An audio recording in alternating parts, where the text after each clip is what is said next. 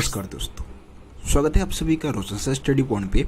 और आज की इस वीडियो में हम समझने वाले हैं 12th क्लास हिस्ट्री का चैप्टर नंबर 4, जिसका नाम है विचार, विश्वास और इमारतें। सो दोस्तों, इस चैप्टर का जो समय काल है वो है 600 ईसा पूर्व से 600 ईस्वी। और जैसे कि आपको पता है कि चैप्टर नंबर 2 और चैप्टर नंबर 3 की हम बात करें तो उसका भी समय काल क्या था, 600 ईसा पूर्व से लेकर 600 ईस्वी। लेकिन हम जब चैप्टर नंबर 2 की बात कर रहे थे तो वहाँ पे हमने उस समय का जो आर्थिक और राजनीतिक इतिहास था उसको हमने समझने की कोशिश की थी, जिसमें हमने मौर्य वंश की बात की थी, है ना। इसके अलावा गुप्त वंश, कुषाण वंश, इन शासकों के बारे में हमने जाना था। और उस समय के व्यापार व्यवस्था या फिर सिक्कों के विकास की हमने बात की थी। जब हम तीसरे चैप्टर में आते हैं तो वहाँ पे हमने 600 ईसा पूर्व से 600 ईस्वी के दौरान का जो सामाजिक इतिहास है उसके बारे में हमने बात की थी। जैसे कि समाज में वर्ण व्यवस्था का निर्माण किया गया, जाति व्यवस्था का निर्माण किया गया, है ना। समाज को किस तरीके से चलाया जाता था, भेदभाव को कैसे बढ़ावा दिया गया था, जैसे कि चांडालों की हमने बात की थी। तो ये सब हमने तीसरे चैप्टर में समझा था।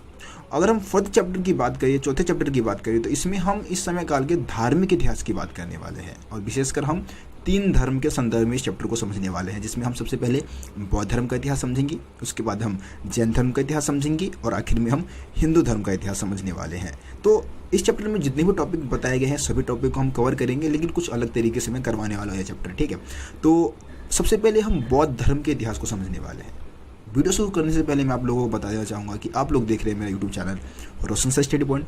और अगर अभी तक आप लोगों ने मेरे चैनल को सब्सक्राइब नहीं किया है तो सब्सक्राइब करके बेल आइकन को जरूर प्रेस कर दे, ताकि मेरे चैनल पे आने वाली सभी वीडियो का नोटिफिकेशन सबसे पहले आप तक पहुँचे। तो चलिए दोस्तों, आगे इस वीडियो को हम कंटिन्यू करते हैं। दोस्तों, सबसे पहले हम इस चैप्टर में बौद्ध धर्म को समझने वाले हैं। बौद्ध धर्म के इतिहास की हम बात करेंगे। तो मैं आपको बता देना चाहूँगा कि अगर हम बुक के अकॉर्डिंग टॉपिक को समझने की कोशिश करेंगे ना तो थोड़ा सा समस्या आपको आ सकती है, लेकिन जैसे मैं आपको समझाऊंगा ना वैसे आपको कोई समस्या नहीं आने वाली है। तो जिस तरीके से समझा रहा हूँ आप बस टॉपिक को समझते रहिए। हम अगर बौद्ध धर्म की बात करें तो बौद्ध धर्म के संस्थापक है गौतम बुद्ध, ठीक है। गौतम बुद्ध के बचपन का नाम है सिद्धार्थ। इनका जन्म 563 ईसा पूर्व में नेपाल की लुम्बिनी नामक जगह पे हुआ था, ठीक है। इनके पिता का नाम था शुद्धोधन, ठीक है। अब शुद्धोधन जब इनका जन्म हुआ था ना, जन्म के लगभग 7 दिन बाद ही इनकी जो माता होती है, जिनका नाम है महामाया की मृत्यु हो जाती है। तो इनका जो पालन पोषण है वो महाप्रजापति गौतमी करती है। अब महाप्रजापति गौतमी कौन है, तो महाप्रजापति गौतमी गौतम बुद्ध की मौसी होती है। और बाद में फिर जो शुद्धोधन है वो उनसे शादी कर लेते हैं, ठीक है। तो जब गौतम बुद्ध का जन्म हुआ तो जन्म के कुछ समय बाद क्या हुआ, कुछ साधुओं ने, कुछ संतों ने भविष्यवाणी की थी कि जब भी गौतम बुद्ध को दुख का एहसास होगा ना, तो दुख का एहसास होते ही वो क्या बन जाएंगे, सन्यासी बन जाएंगे। मतलब 2 तरीके की भविष्यवाणी थी उस समय, या तो ये चक्रवर्ती सम्राट बनेंगे या एक बहुत बड़े संत बनेंगे, ठीक है। लेकिन संत तभी बनेंगे जब इनको दुख का एहसास होगा, उनको ऐसा लगेगा कि इस दुनिया में दुख है, ठीक है, तो वो संत बन जाएंगे। ये बात साधुओं ने कही थी, संतों ने कही थी। तो जो उनके पिता थे शुद्धोधन, उन्होंने सोचा कि भाई मैं अपने बेटे को कभी भी सन्यासी नहीं बनते हुए देखना चाहता। और उन्होंने क्या किया, अपने बेटे के लिए 3 महल बनवा दिए, अलग अलग सीजन के लिए, अलग अलग ऋतुओं के लिए अलग अलग महल बनवा दिए। सभी सुख सुविधाएं महल के अंदर ही उपलब्ध करा दी, महल से बाहर कहीं जाने ही नहीं दिया उनको, ताकि कहीं गौतम बुद्ध को दुख का एहसास ना हो जाए। क्योंकि उनको डर सताता था कि अगर गौतम बुद्ध को दुख का एहसास हो गया है, यानी कि सिद्धार्थ को दुख का एहसास हो गया ना, तो महल का त्याग कर देगा और सन्यासी बन जाएगा। लेकिन यार, जो किस्मत में लिखी होती है ना उसको कोई नहीं बदल सकता। और ऐसा हुआ। गौतम बुद्ध एक दिन अपने सारथी, यानी कि जो उनका रथकार था, उसको महल के बाहर घुमाने के लिए मना लिया, ठीक है। जब वो महल घूमने गए ना, तो महल घूमने की इनकी जो पहली यात्रा थी, मतलब बाहर जाने की इनकी पहली यात्रा काफी ज्यादा कष्टदायक रही। अब कष्टदायक क्यों रही, तो इन्होंने सबसे पहले 3 चीजों को देखा, ठीक है। एक बूढ़े आदमी को देखा। अब बूढ़े आदमी को देखने के बाद उन्होंने देखा कि भाई उसका दांत टूट गया है, बाल पक गए हैं, शरीर टेढ़ा मेढ़ा हो गया है ना। लाठी पकड़ कर वो चल रहा है और धीमे धीमे कांपता हुआ चल रहा है। गौतम बुद्ध ने अपने सारथी से पूछा कि ये कौन है और ये ऐसे क्यों चल रहा है। तो उनके सारथी ने जवाब दिया कि हम इस दुनिया में आए हैं ना, तो हम भी एक ना एक दिन ऐसे ही हो जाएंगे। अभी हम जवान हैं तो हम स्मार्ट दिखते हैं, है ना, अच्छे दिखते हैं, लेकिन एक समय हम भी ऐसे ही हो जाएंगे, ठीक है। तो गौतम बुद्ध ने सोचा, मतलब सिद्धार्थ ने सोचा कि यार एक दिन मैं भी ऐसा ही हो जाऊंगा, मैं भी बूढ़ा हो जाऊंगा, मैं भी लाठी लेकर चलूंगा, है ना, मैं भी कांपता हुआ चलूंगा। तो कहीं ना कहीं इससे उनको बहुत ज़्यादा कष्ट हुआ। उसके बाद आगे चल के उन्होंने रोगी को देखा, है ना, बीमार व्यक्ति को देखा, जिसको सांस लेने में बहुत ज़्यादा दिक्कत हो रही थी, सांस तेजी से उसका चल रहा था, है ना, कंधे ढीले पड़ गए थे, पेट फूल गया था उसका, चेहरा बिल्कुल पीला पड़ गया था, और मतलब कहीं ना कहीं खुद के सहारे नहीं चल पा रहा था, दूसरे के सहारे चल पा रहा था। तो गौतम बुद्ध ने अपने सारथी से पूछा कि इसको क्या हुआ है, ये इस तरीके से क्यों चल रहा है, इसका शरीर क्यों पीला पड़ गया है। तो सारथी ने जवाब दिया कि इस दुनिया में जो व्यक्ति आए ना वो कभी ना कभी अपने जीवन में बीमार जरूर होगा, है ना। और बीमार होने के समय उसकी स्थिति ऐसी ही हो जाती है। उसके बाद उन्होंने एक लाश को देखा जिसको 4 आदमी ने क्या कर रखा था, उठा रखा था। पीछे पीछे बहुत सारे लोग थे, जो उसमें से बहुत सारे लोग रो रहे थे, कोई छाती पीटता हुआ रो रहा था। तो उन्होंने सोचा कि यार ये क्या हो गया, इसको क्यों ऐसे बांध के लेके जा रहे हैं। अपने सारथी से पूछा तो उनके सारथी ने जवाब दिया कि इस दुनिया में जो कोई भी आया है ना, उसको एक न एक दिन मरना है। ये मृत्यु क्या है, सत्य है, निश्चित है। तो गौतम बुद्ध ने फिर सोचा कि यार मैं भी मर जाऊंगा, मेरे को भी ऐसे ही बांध के लोग लेके जाएंगे, मेरे भी घर वाले रोएंगे, ठीक है। तो इससे और ज़्यादा उनको पीड़ा हुआ। लेकिन आगे चल के उन्होंने देखा एक सन्यासी को। अब सन्यासी को दुनियादारी से कोई मतलब नहीं था, दुनिया में दुख क्या होता है, मोह माया क्या होता है, इन सब चीज़ों से उसको कोई मतलब नहीं था। और वो बिल्कुल शांत योगी की मुद्रा में बैठा हुआ था। इस चीज़ ने क्या किया, गौतम बुद्ध को बहुत ही ज़्यादा प्रभावित किया। और गौतम बुद्ध ने भी ठान लिया कि वो भी अब क्या बनेंगे, सन्यासी बनेंगे। तो कहते हैं कि एक दिन क्या हुआ, रात को उन्होंने अपनी पत्नी और बच्चे, उनका एक बेटा भी था जिसका नाम था राहुल, और उनकी पत्नी थी जिनका नाम था यशोधरा, उन सबको रात को छोड़ दिया और रात को ही निकल गए घर से बाहर, महल से बाहर निकल गए सन्यासी बनने के लिए। और ज्ञान की प्राप्ति करने के लिए उन्होंने क्या किया, घोर तप किया, तपस्या किया, बहुत दिन तक भूखे भी रहे। कहा जाता है कि भूखे रहने के कारण वो एक बार मरते मरते बचे थे। लेकिन आखिरकार क्या हुआ, बोध गया में बट वृक्ष के नीचे या पीपल के वृक्ष के नीचे, ऐसा भी कहा जाता है, वहाँ पे बैठकर उन्होंने बहुत समय तक तपस्या की और आखिरकार उनको ज्ञान की प्राप्ति हुई और वो महाज्ञानी के नाम से जाने गए। यानी कि सिद्धार्थ से अब उनका नाम क्या पड़ गया, गौतम बुद्ध। अब गौतम बुद्ध हम इनको इसलिए कहते हैं क्योंकि गौतम क्या है, इनके गोत्र का नाम है, और बुद्ध हम उस व्यक्ति को कहते हैं जिसने ज्ञान की प्राप्ति कर ली हो, जो ज्ञानी हो, है ना। तो इसलिए सिद्धार्थ को अब किस नाम से जाना जाने लग गया, गौतम बुद्ध के नाम से जाने लग गया। और इन्होंने क्या किया, धीरे धीरे अपनी शिक्षा का प्रचार करना शुरू कर दिया। और उत्तर प्रदेश के सारनाथ में इन्होंने क्या किया था, पहला उपदेश दिया था, लोगों को शिक्षा प्रदान करने की कोशिश की थी। अब देखिए, गौतम बुद्ध जो थे वो कोई भगवान तो थे नहीं, एक इंसान थे, है ना। और लोगों को तर्क के आधार पे, उनके एक तरीके से अपने विवेक के आधार पे उनकी समस्याओं का समाधान किया करते थे। जैसे कि आप लोगों ने एक कहानी सुनी होगी कि एक बूढ़ी औरत होती है और उसके बेटे को सांप ने काट लिया होता है ना, और उसका बेटा मर जाता है। तो उसने गौतम बुद्ध के बारे में सुना था, उस बूढ़ी औरत ने, तो गौतम बुद्ध के पास आती है और गौतम बुद्ध को कहती है कि मेरे बेटे को सांप ने काट लिया है, आप मेरे बेटे को जिंदा कर दीजिए। तो गौतम बुद्ध ने क्या बोला कि तुम ऐसे घर से सरसों लेकर आओ। पहले तो उन्होंने बोला ठीक है, मैं तुम्हारे बेटे को जिंदा कर दूंगा, लेकिन एक शर्त है, एक शर्त पे ही करूंगा, तुम्हें ऐसे घर से सरसों लेकर आना है जिस घर में कोई मरा ही ना हो, ठीक है। तो बूढ़ी औरत बोलती है ठीक है, मैं ढूंढूंगी, मेहनत करूंगी, हर जगह जाऊंगी और मैं ऐसे घर से सरसों लेकर आऊंगी। तो बूढ़ी औरत गांव शहर शहर भटकती है, नगरों में भटकती है और उसको कोई भी ऐसा घर नहीं मिलता जहाँ पे कोई मरा ना हो, ठीक है। तो यहाँ पे क्या हुआ, गौतम बुद्ध ने उस बूढ़ी औरत को समझाने की कोशिश की कि मृत्यु क्या है, सत्य है, इस दुनिया में जो आया है ना, एक न एक दिन जाएगा जरूर, ठीक है। तो ये चीज़ समझाने की कोशिश की। इसके अलावा इनकी बहुत सारी ऐसी स्टोरी है, कहानियां हैं जो कि कहीं ना कहीं आपको बहुत सारी चीज़ें सिखाती है, ठीक है। आगे हम गौतम बुद्ध की शिक्षा की बात कर लेते हैं कि यार गौतम बुद्ध ने कौन कौन सी शिक्षाएं दी थी। गौतम बुद्ध ने अहिंसा का प्रचार किया था, यानी कि जीव जंतुओं को नहीं मारना है, मनुष्य को की हत्याएं नहीं करनी है। इसके अलावा यज्ञ और जो पशु बलि है उस परंपरा का भी इन्होंने विरोध किया था। यानी कि वो कहते थे कि भाई यज्ञ क्या है, एक तरीके से ढकोसला है और इससे हमें कुछ भी प्राप्ति नहीं होती है। पुराने समय में ब्राह्मणों का समाज में दबदबा था और वो कहते थे कि भाई यज्ञ करके ना आप बहुत सारी चीज़ें पा सकते हैं, लेकिन गौतम बुद्ध ने इसका खंडन किया था। पशु बलि की भी इन्होंने क्या की, एक तरीके से निंदा की थी। आपसी भाईचारे को गौतम बुद्ध ने क्या किया, बढ़ावा दिया था। जातिगत भेदभाव के खिलाफ भी इन्होंने क्या किया, आवाज़ उठाया था। उसको बहुत ही एक तरीके से बुरी व्यवस्था मानते थे, जाति व्यवस्था को। इसके अलावा इनके अनुसार क्या है कि विश्व अनित्य है। अनित्य यानी कि यहाँ पे हमेशा क्या होता रहता है, बदलाव होता रहता है, ठीक है। यहाँ पे कुछ भी स्थायी नहीं है, सब कुछ एक न एक समय आएगा जब बदल जाएगा, ठीक है।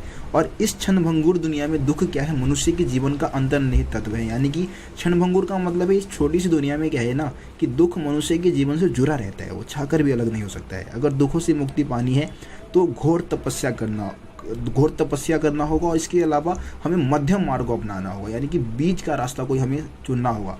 यानी कि मध्यम मार्ग का मतलब है कि ना तो ज़्यादा घोर तपस्या करनी है और ना ही ज़्यादा ही सिंपल हमें ज़िंदगी जीनी है, बल्कि बीच का कोई रास्ता हमें सेलेक्ट करना है। इसको मध्यम मार्ग बोलते हैं।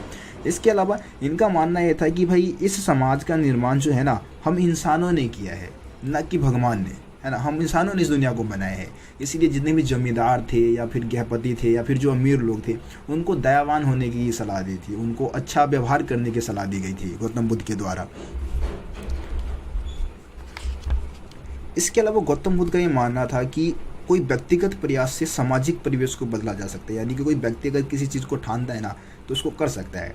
ठीक है, गौतम बुद्ध ने अपने अंतिम उपदेश में अपने शिष्यों को ये कहा था कि तुम सब अपनी ज्योति खुद बनो, क्योंकि तुम्हें अपनी मुक्ति का रास्ता खुद ढूंढना है। ये अपने अंतिम उपदेश में गौतम बुद्ध ने बहुत ही अच्छी बात कही थी, यानी कि तुम्हें अपने लिए जो भी करना है ना खुद ही करना होगा, तुम्हें अपनी मुक्ति का रास्ता खुद ही ढूंढना होगा, कोई दूसरा व्यक्ति शायद ही तुम्हारी सहायता करे। ये बात गौतम बुद्ध ने कही थी। तो गौतम बुद्ध की शिक्षा में आप ये सारे पॉइंट्स बता सकते हैं। देखिए, आगे हम बात करेंगे स्तूप के बारे में। स्तूप के ऊपर वो काफ़ी लंबा टॉपिक होने वाला है। स्तूप इस चैप्टर का सबसे मेन टॉपिक रहने वाला है। ठीक है ना, स्तूप होता क्या है और इसको कैसे बनाया जाता था, किस प्रकार से इसकी रचना होती थी, ये सारी चीज़ें हम आगे वीडियो में समझेंगे। आज के इस वीडियो में जितने टॉपिक समझाने थे मैंने आपको समझा दिया है। बाकी मिलते फिर आप लोगों से अगली वीडियो में। यार वीडियो को ज़्यादा से ज़्यादा आप लोग शेयर करें। आप लोगों के लिए इतना ज़्यादा मेहनत करता हूँ, वीडियोस बना के लेकर आता हूँ, तो आप लोग भी अपना मतलब थोड़ा सा हेल्प कर दिया करो यार। वीडियो को शेयर कर दो, चैनल को सब्सक्राइब नहीं किया तो सब्सक्राइब भी कर लो। ठीक है, मिलते हैं आप लोगों से अगली वीडियो में। तब तक के लिए जय हिंद, जय भारत। नमस्कार दोस्तों, स्वागत है आप सभी का रोशन सर स्टडी पॉइंट पे। और आज की इस वीडियो में हम समझने वाले हैं 12th क्लास हिस्ट्री का चैप्टर नंबर 4, जिसका नाम है विचारक, विश्वास और इमारतें। तो दोस्तों, इस चैप्टर के ऊपर मैं आप लोगों को पहले ही एक वीडियो प्रोवाइड करा चुका हूँ। अगर आप लोगों ने फर्स्ट पार्ट की वीडियो को नहीं देखा है तो एक बार जरूर देख ली। वीडियो का लिंक आपको डिस्क्रिप्शन बॉक्स में भी मिल जाएगा। आज की इस वीडियो में हम आगे के टॉपिक को कंटिन्यू करने वाले हैं। पिछली वीडियो में हमने समझा था गौतम बुद्ध के बारे में और उनकी प्रमुख शिक्षाओं को भी हमने समझ लिया था।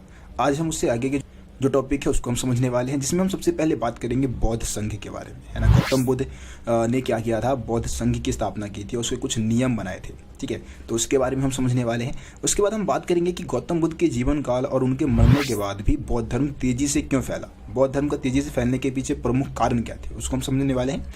उसके बाद हम स्तूप के बारे में बात करेंगे, स्तूप का अर्थ क्या होता है। ठीक है, और स्तूप क्यों बनाए जाते थे, स्तूप कैसे बनाए जाते थे, और स्तूप की संरचनात्मक विशेषता भी हम समझेंगे। स्ट्रक्चर कैसा होता था स्तूप का, ठीक है, उसकी संरचना कैसे की जाती थी, उन सारी चीज़ों को हम आज की इस वीडियो में समझने वाले हैं। तो ये कुल मिला के लगभग 6 टॉपिक आज की इस वीडियो में हम समझने वाले हैं। तो वीडियो को एंड तक देखना है यार, ठीक है ना, जब भी जाके आप सभी टॉपिक को समझ पाएंगे। नहीं तो स्तूप वाले टॉपिक में बहुत सारे बच्चे कन्फ्यूज रहते हैं और उनको समझ में नहीं आता, लेकिन ये वीडियो देख लोगे ना तो स्तूप के बारे में हर एक जानकारी आपको मिल जाएगा, है ना। तो चलिए आगे हम इस वीडियो को कंटिन्यू करते हैं। यार चैनल को अभी तक आप लोगों ने अगर सब्सक्राइब नहीं किया है तो सब्सक्राइब करके बेल आइकन को जरूर प्रेस कर दिए, ताकि मेरे चैनल पर आने वाली सभी वीडियो का नोटिफिकेशन सबसे पहले आप तक पहुँचे। दोस्तों, सबसे पहले हम बौद्ध संघ की बात कर लेते हैं। बौद्ध संघ है क्या और इसकी स्थापना कैसे की गई थी। तो जैसे कि आपको पता है कि गौतम बुद्ध क्या करते थे, एक जगह से दूसरी जगह पे घूम घूम कर अपने विचारों का प्रचार प्रसार किया करते थे। उनको ज्ञान की प्राप्ति आपको पता है बोध गया में हुई थी और पहला उपदेश सारनाथ में दिया था, है ना। तो जब उपदेश देते थे गौतम बुद्ध, तो उनके उपदेशों से बहुत सारे लोग प्रभावित होने लगे थे और धीरे धीरे उनके ग्रुप में बहुत सारे लोग शामिल होने लगे। तो गौतम बुद्ध ने सोचा कि अब मेरे को संघ बना देना चाहिए, है ना, लोगों का एक ग्रुप बना देना चाहिए और उसके कुछ नियम कायदे कानून बना देना चाहिए। तो गौतम बुद्ध ने बौद्ध संघ की स्थापना कर दी और बौद्ध संघ के कुछ नियम बना दिए, जैसे कि भाई आप लोगों को क्या करना होगा, जो भी बौद्ध संघ में शामिल होगा उसको क्या करना होगा, ये बिल्कुल साधारण जीवन जीना होगा और अपने रोजमर्रा के भोजन के लिए अपने पास क्या रखेंगे, वो एक कटोरा रखेंगे और कटोरे में भिक्षा मांग के अपना जीवन यापन करेंगे और भिक्षा में उतना ही मांगेंगे जितना उनको जरूरत है। तो ये सभी भिक्खु कहलाते थे। भिक्खु इसलिए कहते हैं क्योंकि ये भिक्षा मांग के काम चलाया करते थे, है ना। अब शुरू में क्या था कि बौद्ध संघ में केवल पुरुष ही शामिल हो सकते थे, महिलाओं को बौद्ध संघ में शामिल होने की अनुमति नहीं थी। लेकिन गौतम बुद्ध के एक प्रिय शिष्य थे जिनका नाम था आनंद। आनंद के कहने पे गौतम बुद्ध ने क्या किया, महिलाओं को भी बौद्ध संघ में शामिल होने की अनुमति दे दी थी। अब बौद्ध संघ में शामिल होने वाली जो पहली महिला थी वो महाप्रजापति गौतमी थी। महाप्रजापति गौतमी नाम मैंने पहले ही बोला था, गौतम बुद्ध की मौसी थी और उपमाता भी हम इनको बोलते हैं, ठीक है। तो बौद्ध संघ में शामिल होने वाली पहली महिला महाप्रजापति गौतमी थी। अब देखिए, बौद्ध संघ में किसी के साथ किसी प्रकार का भेदभाव नहीं होता था, सभी को समान समझा जाता था। खास बात बौद्ध धर्म की यही है कि किसी के साथ जाति के आधार पे, धर्म के आधार पे कोई भेदभाव नहीं होता था। इसमें जमींदार भी शामिल हुए, इसमें राजा महाराजा भी शामिल हुए, इसमें नीच जाति के जो व्यक्ति थे यानी कि चांडाल जो थे, अस्पृश्य लोग हैं, शूद्र है, सभी बौद्ध संघ में शामिल हुए, ठीक है। तो ये बौद्ध संघ की प्रमुख विशेषता थी जो मैंने आपको बता दिया, ठीक। अब हम आगे बात करते हैं कि बौद्ध धर्म तेजी से फैला क्यों, ठीक है। गौतम बुद्ध जब जीवित थे उस समय भी बौद्ध धर्म तेजी से फैला और उनके मरने के बाद भी बौद्ध धर्म तेजी से फैला। तो इसके पीछे बहुत सारे कारण माने जाते हैं। सबसे पहला कारण हम बताएंगे सरल शिक्षा। बौद्ध धर्म की शिक्षा बिल्कुल सरल थी, आसान थी, कोई भी व्यक्ति इसको आसानी से समझ सकता था, है ना, समझना बहुत आसान था। दूसरा पॉइंट बताएंगे समानता का व्यवहार। देखो यार, बौद्ध धर्म में ना सबके साथ समानता का व्यवहार होता था। अब जैसे हम उस समय की प्रमुख धर्म की बात करें तो हिंदू धर्म है। अब हिंदू धर्म में जाति के आधार पर कितना ज़्यादा भेदभाव होता था आपको पता है। ब्राह्मण जो कि सबसे ऊंची हैसियत लेके बैठे हुए थे और शूद्रों की स्थिति सबसे निम्न थी। चांडालों को तो भाई लोग देखना तक पसंद नहीं करते थे। लेकिन बौद्ध धर्म में शामिल हो जाने के बाद किसी के साथ किसी प्रकार का भेदभाव नहीं होता था। तो ज़्यादातर जो निचले तबके के लोग थे वो बौद्ध धर्म की ओर आकर्षित हुए क्योंकि उनका शोषण होता था उस समय। तो उन्होंने बौद्ध धर्म को अपनाना शुरू कर दिया। तो समानता का व्यवहारिक कारण बता सकते हैं। तीसरा कारण आप बता सकते हैं लॉजिक लगा के भी कम खर्चीला था, है ना। बौद्ध धर्म काफ़ी कम खर्चीला था क्योंकि यार बौद्ध धर्म में कोई देवी देवता की आराधना नहीं करनी है, हर महीने कोई तीज त्यौहार तो है नहीं जैसे कि हिंदू धर्म में था। हिंदू धर्म में इतने सारे देवी देवता है, उनकी आराधना करनी है ना, पूजा पाठ करवाना है, यज्ञ करवाना है, जिसमें बहुत ज़्यादा पैसे खर्च हो जाया करता था। लेकिन हम बौद्ध धर्म की बात करते हैं तो यहाँ पे कोई भी देवता की आराधना आपको नहीं करनी है। तो बहुत ही कम खर्चीला था और इस कारण भी गरीब लोग जो थे वो बौद्ध धर्म की ओर आकर्षित हुए और तेज़ी से बौद्ध धर्म फैलने लग गया। लोगों ने बौद्ध धर्म को अपनाना शुरू कर दिया। इसके अलावा हम बात करेंगे आखिरी पॉइंट, राजाओं की सहायता। देखो यार बौद्ध धर्म को बहुत सारे राजाओं ने भी अपनाया, जैसे कि कुषाण वंश का सबसे शक्तिशाली शासक कनिष्क। दूसरा एग्जाम्पल आप दे सकते हैं, अशोक खुद बौद्ध धर्म को अपनाया है ना। और इन राजाओं ने क्या किया, भारत में तो बौद्ध धर्म को फैला ही फैलाया, साथ ही दूसरे देशों में, चाइना में, मंगोलिया में, जापान, कोरिया, श्रीलंका, इन सभी देशों में बौद्ध धर्म को फैला दिया। ठीक है, तो ये 4 कारण आप बता सकते हैं जिससे कि बौद्ध धर्म का प्रचार तेज गति से हुआ था। दोस्तों हम स्तूप की बात कर लेते हैं। स्तूप है क्या, देखिए सिंपल शब्द में आप बताएंगे, स्तूप का संस्कृति में अर्थ होता है टीला, मिट्टी का टीला। ठीक है ना। अब स्तूप क्या है, एक तरीके से हम इसको इस तरीके से समझ सकते हैं कि इसके नीचे गौतम बुद्ध के अवशेषों को दफनाया गया था। उनके द्वारा प्रयोग किए गए सामान जो थे उसको दफनाकर उसके ऊपर स्तूप बनाए गए थे। अब वैसे तो स्तूप बनाने की परंपरा गौतम बुद्ध के जीवन काल से पहले भी थी, लेकिन इसको बौद्ध धर्म के साथ जोड़ दिया गया था क्योंकि इसके नीचे गौतम बुद्ध के अवशेषों को दफनाए गए थे। ये तो स्तूप का मतलब हो गया। अब हम बात करते हैं कि यार स्तूप क्यों बनाए जाते थे, स्तूप बनाए जाने के पीछे का प्रमुख कारण क्या होगा। तो देखिए सबसे पहला कारण तो ये बता सकते हैं कि गौतम बुद्ध के अवशेषों को इसके नीचे दफनाया गया था, है ना। और क्योंकि उनके अवशेषों को सुरक्षित रखना था तो ये कारण ये भी था कि स्तूप को बनाए जाएंगे। दूसरा कारण ये था कि लोगों को बौद्ध धर्म के बारे में बताना था, लोगों को बौद्ध धर्म के बारे में जानकारी कहीं ना कहीं उपलब्ध करवानी थी। तो इस कारण भी स्तूप का निर्माण करवाया जाता था। जैसे कि अशोकावदान नामक हम एक बौद्ध ग्रंथ की बात कर लेते हैं। तो जैसे कि अशोक ने क्या किया था, गौतम बुद्ध के जो अवशेष थे उसको अलग अलग हिस्सों में बंटवा कर, है ना, महत्वपूर्ण शहरों में बंटवा दिया उसके गौतम बुद्ध के अवशेषों को, और फिर उसके ऊपर स्तूप बनवा दिए। ठीक है, अब यहाँ पे हम बात करते हैं ईसा पूर्व 2री सदी की। तो इस समय काल में भरहुत जो कि आपका मध्य प्रदेश में है, सांची ये भी मध्य प्रदेश में है, और सारनाथ जो कि उत्तर प्रदेश में है, इन सभी जगह पे स्तूप बनाए गए थे। तो ये सारे पॉइंट्स आप स्तूप बनाए जाने के कारण में आप बता सकते हैं। इसके अलावा हम बताते हैं कि भाई स्तूप कैसे बनाए जाते थे। तो कैसे बनाए जाने में हम बताएंगे कि भाई स्तूप बनाने के लिए पैसों की जरूरत होती होगी, धन की जरूरत होती होगी, है ना। तो स्तूप कहीं ना कहीं लोगों द्वारा जो दान दिया जाता था उस दान की सहायता से स्तूप का निर्माण किया जाता था।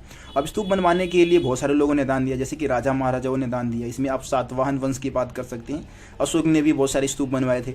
इसके अलावा हम शिल्पकारों की बात करें तो भाई शिल्पकारों ने भी क्या किया था, स्तूप बनवाने के लिए दान दिया। जैसे कि सांची का जो एक तोरण द्वार है उसका निर्माण, तोरण द्वार एक तरीके से एंट्री गेट की हम बात कर रहे हैं, तो एक तोरण द्वार बनवाने के लिए जो हाथी दांत का काम करने वाला एक शिल्पकार था उसने दान दिया था। इसके अलावा बहुत सारे व्यापारी लोग भी क्या करते थे, स्तूप बनवाने के लिए दान दिया करते थे। ठीक है, बहुत सारी महिलाओं ने, पुरुषों ने भी दान दिया था। अब बहुत सारे अभिलेख मिले हैं हमें, स्तूप के आसपास बहुत सारे अभिलेख बनवाए जाते थे जिसपे दान देने वाले व्यक्ति का नाम, है ना, कई बार उसके गांव का नाम, उसके पेशे का नाम, वो क्या काम करता था, वो सारी चीज़ें हमें वहाँ से जानकारी मिल जाती है। इसके अलावा स्तूप बनवाने के लिए भिक्खु और जो भिक्खुनियाँ थी उन्होंने भी दान दिया था। वो भी विशेषकर कभी कभी स्तूप के नाम पे ही दान मांगा करते थे और उसके मदद से भी स्तूप का निर्माण किया जाता था। तो ये हो गया स्तूप कैसे बनाए जाते थे। अब हम बात करते हैं स्तूप की संरचनात्मक विशेषता।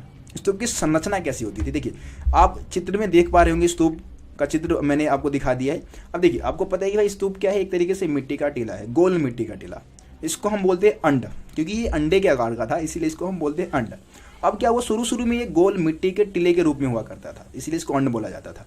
लेकिन धीरे धीरे उसके ऊपर क्या हो गया, इसकी जो संरचना थी वो काफ़ी जटिल होती गई और ऊपर इसके ऊपर चौकोर संरचना बनाया जाने लग गया। ठीक है, अब चौकोर संरचना जो है एक तरीके से इसको हम हर्मिका बोलते हैं, मतलब अंड के ऊपर ये चौकोर संरचना बनाई जाती थी जिसको हम क्या बोलते हैं, हर्मिका। अब ये छज्जे जैसा ढांचा है, इसको देवताओं के घर का प्रतीक माना जाता है। ऐसा माना जाता है कि भाई ये देवताओं का घर है। ठीक है, और हर्मिका से एक निकलता था मस्तूल। ठीक है, ये मस्तूल इस टाइप के ऊपर आप देख पा रहे होंगे, जिसको हम क्या बोलते हैं, यष्टि बोलते हैं। ठीक है, और इस पे अक्सर एक छतरी जैसा संरचना आपको दिख रहा होगा, छतरी लगी होती थी, और इस संरचना के चारों तरफ वेदिकाएं बनाई जाती थी। वेदिका यानी कि एक तरीके से घेराबंदी, जिसको चारों तरफ से घेर दिया जाता था, जिसको हम क्या बोलते हैं, एक तरीके से वेदिका बोलते हैं। और वेदिका क्या काम करता है, इसको सामान्य दुनिया से अलग करती थी। और इसके अलावा स्तूप के चारों तरफ तोरण द्वार बनाए जाते थे, चारों दिशा में तोरण द्वार होता था। और तोरण द्वार यानी कि एंट्री गेट आप समझते हैं, ठीक है। और इन तोरण द्वारों पे खूब नक्काशी की जाती थी, सुंदर चित्र बनाए जाते थे और इसको सजाया गया था सुंदर चित्रों के माध्यम से, ठीक है। तो ये तो आपके स्तूप की संरचनात्मक विशेषता हो गई, इस तरीके से स्तूप का निर्माण किया जाता था। तो आज की इस वीडियो में जितने टॉपिक समझाने थे मैंने समझा दिए। किसी भी टॉपिक में आपको दिक्कत है आप मेरे को कमेंट में बेझिझक आप बता सकते हैं, ठीक है। अब अगली जो वीडियो आएगी उसमें हम सांची के स्तूप के बारे में समझेंगे कि सांची का स्तूप क्यों बचा रह गया था और अमरावती का स्तूप क्यों नष्ट हो गया था, ठीक है। ये टॉपिक रहने वाला बहुत ही इंपॉर्टेंट टॉपिक है, आपके इस चैप्टर का सबसे ज़्यादा इंपॉर्टेंट टॉपिक रहने वाला है, ठीक है। तो आप लोग नेक्स्ट वीडियो का इंतजार करें और बाकी यार वीडियो को ज़्यादा से ज़्यादा आप लोग शेयर भी जरूर करें, ठीक है। मिलते फिर आप लोगों से अगली वीडियो में, तब तक के लिए जय हिंद जय भारत। स्वागत है आप सभी का रोशन सर स्टडी पॉइंट पे। और आज की इस वीडियो में हम समझने वाले हैं विचारक, विश्वास और इमारतें। चैप्टर नंबर है 4 12th क्लास हिस्ट्री का और ये पार्ट 3 है। इसके ऊपर मैं 2 वीडियो पहले ही बना चुका हूँ। तो आज का जो वीडियो है एनिमेशन वीडियो नहीं है, बल्कि पीडीएफ के थ्रू मैं आप लोगों को समझाने वाला हूँ, क्योंकि यार मेरे एमए के एग्ज़ाम स्टार्ट हो गए हैं और एमए में हिस्ट्री से ही कर रहा हूँ और काफ़ी ज़्यादा टफ एग्ज़ाम होता है। और इसके अलावा मेरे को अपने कोचिंग सेंटर के बच्चों को भी पढ़ाना होता है, प्लस में आप लोगों के लिए भी वीडियोस बनाने होते हैं। तो इसमें क्या है कि यार एनिमेशन वीडियो में काफ़ी ज़्यादा समय लग जाता है। एक वीडियो तैयार करने में मान लो कि 4 से 5 घंटे का समय लगता है। अब मान लो एक दिन में मैं 4 से 5 घंटे सिर्फ आप लोगों के लिए एक वीडियो बनाने में दे दूंगा, तो मैं बच्चों को कब पढ़ाऊंगा, और अपनी स्टडी भी मेरे को खुद ही करनी होती है। तो इसलिए मैं पीडीएफ के थ्रू आप लोगों के लिए वीडियो बना रहा हूँ, क्योंकि वीडियो तो चाहिए भाई, आप लोगों को अपनी स्टडी भी करनी है, तो वीडियो चाहिए, है ना। तो इसलिए आप लोगों के लिए पीडीएफ के थ्रू ही वीडियो बना रहा हूँ और बहुत ही आसान और सरल भाषा में सबको समझा दूंगा, एकदम जैसे एनिमेशन वीडियो में समझाता हूँ ना, उससे भी समझ लोगे, उससे भी ज़्यादा अच्छे से आपको इस वीडियो में टॉपिक समझ में आने वाले हैं। तो वीडियो को एंड तक देखें और चैनल को सब्सक्राइब भी आप लोग जरूर कर लें। तो दोस्तों, जैसा कि आपको पता है कि इस चैप्टर में हमने बौद्ध धर्म का पूरा इतिहास समझ लिया है, ठीक है ना। बौद्ध धर्म और गौतम बुद्ध के बारे में जान लिया हमने, है ना। और स्तूप क्या होते हैं, उसको कैसे बनाए जाते थे, उसकी संरचना कैसी होती थी, ये सारा कुछ हम पहले ही समझ चुके हैं फर्स्ट पार्ट और सेकंड पार्ट के वीडियो में। मैंने क्या किया था, शुरू के कुछ टॉपिक को स्किप कर दिया था आपको चैप्टर को और ज़्यादा आसान बनाने के लिए। तो आज की इस वीडियो में हम क्या करने वाले हैं, शुरू के जो टॉपिक है उसको ही हम समझने वाले हैं, ठीक है। शुरुआत में अगर हम बात करें तो सबसे पहला जो हमारा टॉपिक रहने वाला है वो सांची के स्तूप के बारे में ही है। तो स्तूप का अर्थ आप समझ चुके हैं। आज की इस वीडियो में हम समझने वाले हैं कि ये जो सांची का स्तूप है, सांची की एक झलक टॉपिक है। इसमें हम बात करने वाले हैं कि सांची के स्तूप के संरक्षण में ये जो भोपाल की बेगम थी, जिसमें 2 नाम अभी आगे आएगा, तो उन्होंने क्या किया था, सांची के स्तूप के संरक्षण में विशेष भूमिका निभाया था, उसको बचाने में। अब आपको पता है कि भाई स्तूप क्या है, स्तूप बौद्ध धर्म का एक तरीके से पवित्र एक तरीके से स्थल हम कह सकते हैं, जिसमें क्या है, गौतम बुद्ध के द्वारा प्रयोग किए गए सामानों को, उनकी अस्थियों को दफनाया गया है ज़मीन के नीचे और उसके ऊपर स्तूप बनाए गए हैं। तो स्तूप का विशेष महत्व है बौद्ध धर्म के इतिहास में। लेकिन जब अंग्रेज भारत में आए तो उस समय क्या था कि स्तूप काफ़ी ज़्यादा मतलब मात्रा में जो स्तूप थे या जो हमारे पुराने अवशेष थे उसको वो अपने देश लेके जाना चाहते थे, उसको नष्ट करना चाहते थे, है ना। तो लेकिन भोपाल की बेगमों ने क्या किया, मैं आपको बता देना चाहूँगा कि जो सांची है कहाँ भाई, सांची है भोपाल में, ठीक है। और आपको पता है कि भोपाल कहाँ है, भोपाल एमपी में है ना, मध्य प्रदेश, एमपी की राजधानी है भोपाल।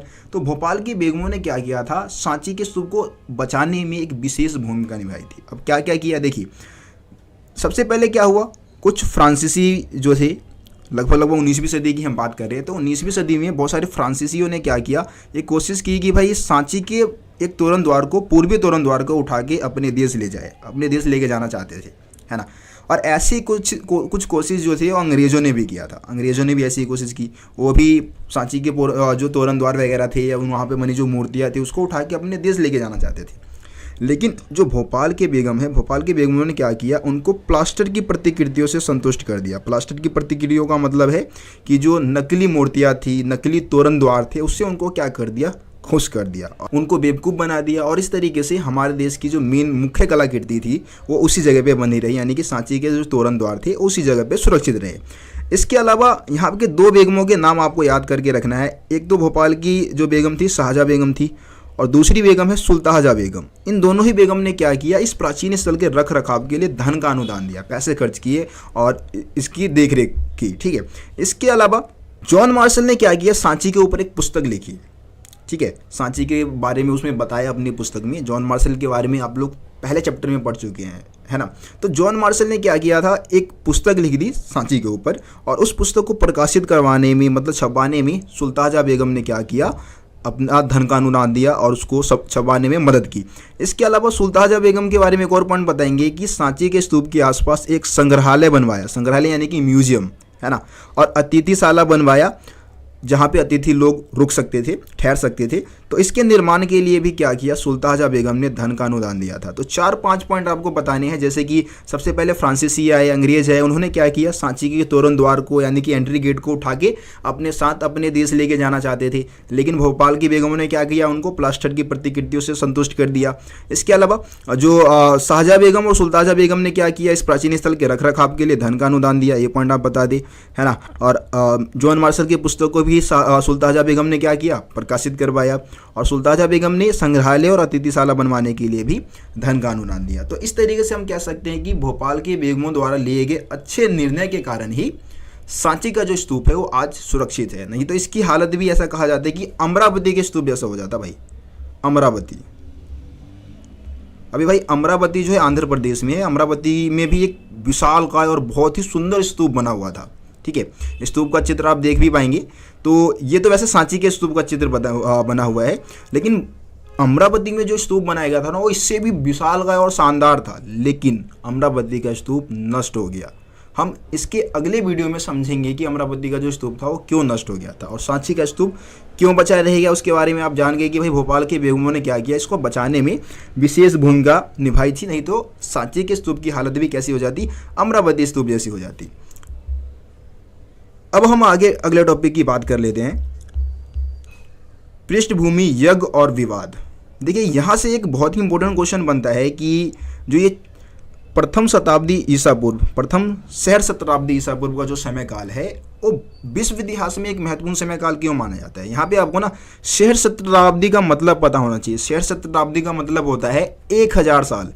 इतिहास में 1000 साल को दर्शाने के लिए सहस्र शताब्दी शब्द का इस्तेमाल किया जाता है। मतलब कि ईसा पूर्व प्रथम सहस्र शताब्दी यानी कि ईसा मसीह के जन्म से पहले का जो 1000 वर्ष है ना, वो विश्व इतिहास में एक महत्वपूर्ण मोड़ माना जाता है, एक महत्वपूर्ण काल माना जाता है। क्यों, इसके पीछे क्या कारण है? तो देखिए इस समय काल में क्या होता है, पूरी दुनिया में हम देखते हैं, पूरे वर्ल्ड में बहुत सारे विचारकों का उदय होता है। विचारक यानी कि चिंतक, है ना, जो समाज की जो समस्या है उसको सुलझाने की कोशिश करते हैं। जैसे कि हम यहाँ पे बात करते हैं ईरान में जरथोस्त्र, यानी कि जरथोस्त्र कौन है, ये जो फारसी धर्म है आपका, फारसी नहीं बोलेंगे, पारसी बोलेंगे, ठीक है। तो ये जो पारसी धर्म है इसके संस्थापक जरथोस्त्र को ही माना जाता है, ठीक है। तो ईरान में इनका उद्भव हुआ। हम चीन की बात करें तो चीन में खुंगतसी नाम बता रखा है, थोड़ा खतरनाक नाम है भाई, याद करना पड़ेगा आपको। चीन में खुंगतसी जैसे विद्वान उभर के सामने आते हैं। यूनान में, अगर यूनान की हम बात करें तो सुकरात, प्लेटो, अरस्तु जैसे विद्वान उभर के सामने आते हैं, ठीक है। और इनके बारे में आप लोग पॉलिटिकल साइंस के बुक में पढ़ते भी होंगे, सुकरात, प्लेटो, अरस्तु के बारे में। सिकंदर के गुरु थे अरस्तु, है ना। तो ये सारी चीज़ें आप पढ़ चुके हैं। वैसे भारत की हम बात करें तो भारत में महावीर, जैन और गौतम बुद्ध जैसे चिंतकों का उदय हुआ। और इन्होंने क्या किया, जो समाज में जो भी कुरीतियाँ थी, है ना, जो बुरी प्रथाएं थी, उसके खिलाफ इन्होंने क्या किया था, आवाज़ उठाया था। इसके अलावा इसी समय काल में क्या होता है कि भारत में हम देखते हैं कि गंगा घाटी के आसपास बहुत सारे नए नगर उभर के सामने आते हैं, बहुत सारे नगरों का विकास होता है। और इसी समय लोगों के सामाजिक और आर्थिक जीवन में भी बदलाव देखने को मिलता है। सामाजिक जीवन में क्या बदलाव हुआ कि भाई यज्ञों की जो परंपराएं थी उसके खिलाफ आवाज़ उठाया गया, है ना। जो शूद्र थे उन्होंने भी क्या किया, अच्छी बेहतर ज़िंदगी की डिमांड करने लग गए। इसके अलावा आर्थिक जीवन में क्या बदलाव हुए, बहुत सारे बदलाव हुए। जैसे कि खेती करने के नए तौर तरीके विकसित हो गए थे और लोहे के हलों का प्रयोग करके किसानों ने क्या किया, खेती करना शुरू कर दिया। तो ये सब आर्थिक जीवन में बदलाव देखने को मिल रहा था इस समय काल में। अब यज्ञों की परंपरा की हम बात कर लेते हैं। यहाँ पे सबसे पहले आपको समझना है कि भाई यज्ञ क्यों करवाए जाते थे। यज्ञ करवाने जाने के पीछे का मुख्य कारण क्या होता था प्राचीन समय काल में? तो यज्ञ करवाने के मेन कारण जो होते थे उसमें यह था कि भाई एक तरीके से सुख की प्राप्ति के लिए, शांति की प्राप्ति के लिए, है ना, पुत्र की प्राप्ति के लिए यज्ञ करवाते थे। या राजा महाराजा अगर युद्ध में जाते थे तो युद्ध में विजय प्राप्त करने के लिए भी क्या करते थे? यज्ञ करवाते थे। यहाँ पे आपको ना वैदिक वेद के बारे में पता होना चाहिए। आपको पता है कि भाई हिंदू धर्म के 4 वेद है, ऋग्वेद, सामवेद, यजुर्वेद और अथर्ववेद। जिसमें से हम यहाँ पे ऋग वैदिक काल की बात करें, जो ऋग वैदिक काल है उसका समय काल लगभग 1500 ईसा पूर्व से लेके 1000 ईसा पूर्व माना जाता है। और इस समय काल में जिन देवी देवताओं की आराधना की जाती थी उसकी अगर हम बात करें तो अग्नि, इंद्र, सोम जैसे देवताओं की इस समय काल में क्या की जाती थी? आराधना की जाती थी। अगर हम यज्ञों की बात करें तो देखिए यहाँ पे यज्ञों के बारे में बता रखा है कि यज्ञ 2 जटिल यज्ञों के नाम बता रखे हैं, जो मतलब महत्वपूर्ण यज्ञ हुआ करते थे, जिनको करवाना थोड़ा सा कठिन था। और उसमें से एक तो राजसूय आपका है।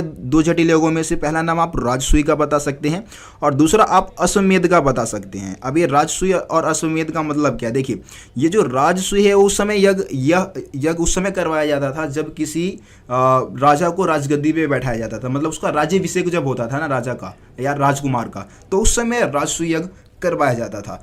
दूसरी तरफ अगर हम अश्वमेध यज्ञ की बात करें तो अश्वमेध यज्ञ में क्या होता था कि भाई एक घोड़े को छोड़ा जाता था यज्ञ के बाद। जैसे कि आप लोगों ने रामायण में देखा होगा, लव कुश की कहानी देखी होगी, तो राम जी ने क्या करवाया? अश्वमेध यज्ञ करवाया था और उसके बाद अपने एक घोड़े को छोड़ दिया था पूरे साम्राज्य में घूमने के लिए। अब वो घोड़ा जहाँ जहाँ घूमेगा ना उस राजा का ही साम्राज्य माना जाएगा जिसने इस घोड़े को यज्ञ करके छोड़ दिया है ना। अगर कोई उस घोड़े को पकड़ता है तो क्या करना होगा? उस राजा से युद्ध करना होगा जिसने इस घोड़े को यज्ञ के बाद छोड़ दिया है ना। तो लव कुश ने क्या किया था? घोड़े को पकड़ लिया था। इस कारण जो भी अयोध्या के राजा थे, मतलब राजकुमार थे या फिर जो भी उनकी सेना है, उससे क्या हुआ? लव कुश का युद्ध हुआ था। ये कहानी आप लोगों ने सुना होगा, ठीक है। तो राजसूय और अश्वमेध 2 जटिल यज्ञ माने जाते थे और इन यज्ञों को ज़्यादातर जो ब्राह्मण पुरोहित है वही करवाया करते थे। दोस्तों अब एक अगला टॉपिक है हमारा नए प्रश्न। इसमें हम बात करने वाले हैं कि नए प्रश्न जो ये लगभग 6ठी शताब्दी ईसा पूर्व में देखने को मिलता है। बहुत सारे नए नए प्रश्न मनुष्य के जीवन में उभर के सामने आ रहे थे और उन सभी प्रश्नों का हल ढूंढना चाहते थे। जैसे कि जो पुनर्जन्म है वो सही में हमारे अतीत में कर्मों जो हम कर्म करते हैं उसके अकॉर्डिंग निर्धारित किया जाता है। तो इसके लेकर बहुत सारे मतलब विचारधाराएँ उभर के सामने आ रही थी। जैसा कि आपको पता है कि हिंदू धर्म में क्या है, हिंदू धर्म में ये कहा गया है कि भाई हमारा जो पुनर्जन्म है, मतलब अगला जो हमारा जो जन्म होगा वो इस जन्म में हम जैसा कर्म करेंगे ना उसी के अनुसार हमें अगला पुनर्जन्म मिलेगा, है ना। अच्छे कर्म करेंगे तो मनुष्य बनेंगे, अगर बुरे कर्म करेंगे तो हम कीड़े मकोड़े या फिर किसी जानवर में हम क्या होंगे? जन्म ले लेंगे, ऐसा कहा जाता है। तो लेकिन बहुत सारे विद्वानों ने इस समय क्या किया? इस चीज़ को नकारा भी था। अब यहाँ पे वाद विवाद और चर्चाएं, इस चीज़ को हम समझ लेते हैं। इसमें बताया गया है कि 600 ईसा पूर्व के समय काल में भारत में क्या हुआ? कुल मिला के 64 संप्रदायों का उदय देखने को मिलता है। 64 संप्रदाय। अब 64 संप्रदाय क्या है? 64 संप्रदाय एक तरीके से हम कह सकते हैं कि जो हिंदू धर्म है ना, हिंदू धर्म में से ही छोटे छोटे नए नए गुरु उभर के सामने आ गए और उन्होंने हिंदू धर्म के जो सिद्धांत थे उसी में कुछ कुछ परिवर्तन लाया और एक अलग से संप्रदाय बना लिया कुछ लोगों को इकट्ठा करके, ठीक है। ये 64 संप्रदाय थे जिसमें से बौद्ध धर्म और जैन धर्म की जो संप्रदाय थी वो सबसे ज़्यादा फेमस हुई थी, आपको पता है। अब हर एक संप्रदाय में क्या होता था कि हर एक संप्रदाय का अपना एक क्या होता था? गुरु होता था, है ना। और एक गुरु और जो मतलब शिक्षक है वो क्या करते थे? जो भी है गुरु शिक्षक एक दूसरे जगह से घूमते रहते थे, एक जगह से दूसरी जगह पे घूम घूम के अपने विचारों को फैलाते थे, तर्क वितर्क करते थे, जो भी एक तरीके से प्रश्न है उसका हल ढूंढने की कोशिश करते थे। और कहाँ पे रहते थे? ये रहते थे कुटागशालाओं में। कुटागशाला यानी कि नुकीले छत वाले झोपड़ी जो है उसमें रहा करते थे ये लोग। अब धीरे धीरे क्या हुआ कि बहुत सारे लोग इन शिक्षकों के विचार से प्रभावित होने लग गए, है ना। और इस तरीके से उस संप्रदाय की संख्या बढ़ने लग गई। जैसे कि हम गौतम बुद्ध की ही बात कर लेते हैं। गौतम बुद्ध भी क्या करते थे? एक जगह से दूसरी जगह पे घूम घूम के अपने विचारों को फैलाते थे। बहुत सारे लोग गौतम बुद्ध की बातों से प्रभावित हुए और धीरे धीरे बौद्ध धर्म के रूप में स्थापित होता चला गया, है ना। तो इसमें से सबसे ज़्यादा जो फेमस थे वो महावीर जैन की हम बात कर लेते हैं और गौतम बुद्ध की बात कर लेते हैं। महावीर जैन जो जैन धर्म के संस्थापक है, आगे हम इनके बारे में बात करने वाले हैं, है ना। जैन धर्म के संस्थापक है और जो बुद्ध है वो बौद्ध धर्म के संस्थापक है। इन्होंने क्या किया था? वेदों के प्रभुत्व पर प्रश्न उठा दिया था, वेदों के खिलाफ प्रश्न उठाना शुरू कर दिया था। इनका मानना यह था कि हमें मुक्ति के लिए ब्राह्मणों के ऊपर निर्भर रहने की जरूरत नहीं है, वेदों के अध्ययन के लिए की जरूरत नहीं है, बल्कि दुखों से मुक्ति का प्रयास हर एक व्यक्ति स्वयं कर सकता है, ब्राह्मणों के ऊपर निर्भर रहने की जरूरत कतई नहीं है। ये बात महर्षि जो महावीर जैन है और गौतम बुद्ध है, उन्होंने ये बात कही थी। दोस्तों अब हम बात करते हैं जैन धर्म के बारे में। जैन धर्म बहुत ही इंपॉर्टेंट टॉपिक है, वैसे ही यहाँ से क्वेश्चन कई बार पूछा जाता है। ठीक है, देखिए जैन धर्म की अगर हम बात करें तो जैन धर्म के संस्थापक वैसे महावीर जैन को माना जाता है। ठीक है, महावीर जैन जो थे वो जैनियों के 24वें तीर्थंकर माने जाते हैं। वैसे महावीर जैन से पहले जैनी जो है, मतलब जैन धर्म में लगभग 23 शिक्षक हो चुके थे, जिनको क्या कहा जाता था, तीर्थंकर कहा जाता था। ठीक है, अब तीर्थकर या तीर्थंकर आप बोल सकते हैं। तो ये ऐसे महापुरुष होते थे जो क्या करते थे, स्त्री और पुरुष के जीवन का नैया पार पहुंचाते थे, मतलब उनको कहीं ना कहीं मोक्ष दिलाने का काम करते थे, जो जीवन की जो समस्या है उसको उससे मुक्ति दिलाने का काम करते थे।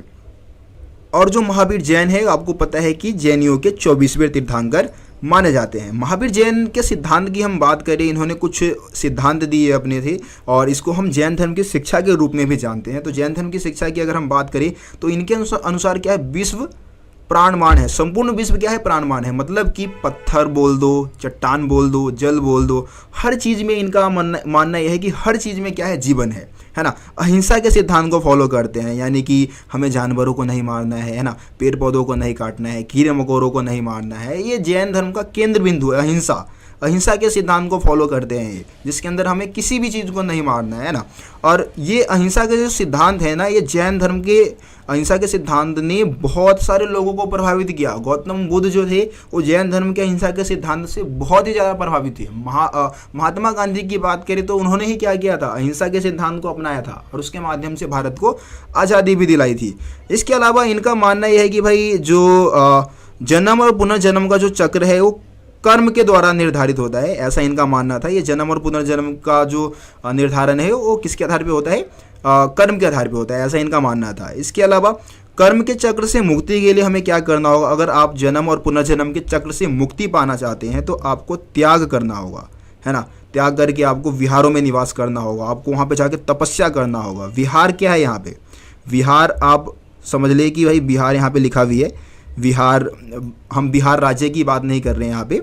ठीक है, विहार यानी कि एक ऐसा जगह जहाँ पे साधु संत लोग रहते थे, मतलब जो भी भिक्षु लोग होते हैं ना, वो कहाँ पे निवास करते हैं, विहारों में निवास करते हैं। एक कह दो कि भाई एकांत में जगह है, जंगल में कोई जगह है, बिल्कुल शांत जगह है जहाँ पे कोई साधु संत निवास कर रहे हैं, तो उसको हम क्या बोलेंगे, विहार बोलेंगे। तो जैनियों जो महावीर जैन है उनका मानना ये था कि हमें त्याग तपस्या पर बल देना होगा और हमें कहाँ पे जाके निवास करना होगा, विहारों में निवास करना होगा, जब भी हम अपनी समस्याओं से मुक्ति पा सकते हैं।